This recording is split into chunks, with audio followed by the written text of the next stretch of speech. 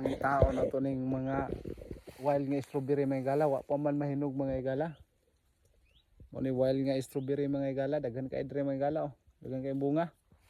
Wala di pa ron ti panghinog mga igala kay kuan pa mong mga igala.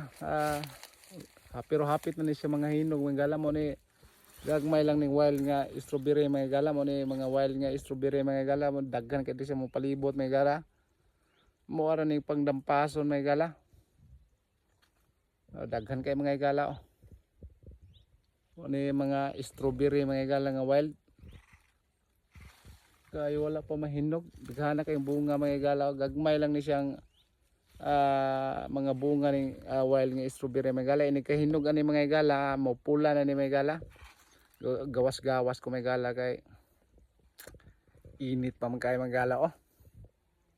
Hapit na alas 8:30 pero mobawer po ni ka winter mga igala.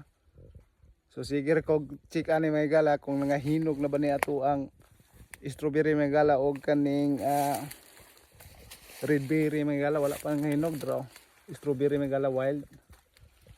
Daghan po kayong parking nga sakyanan dari mga igala sa musilingan mga igala. Di na ni magamit mga sakyanan na mga igala kay wala nagrehistro mga igala, pero mga gwapo pa kayo mga igala. Daghan kayo mga igala. God bless mga igala.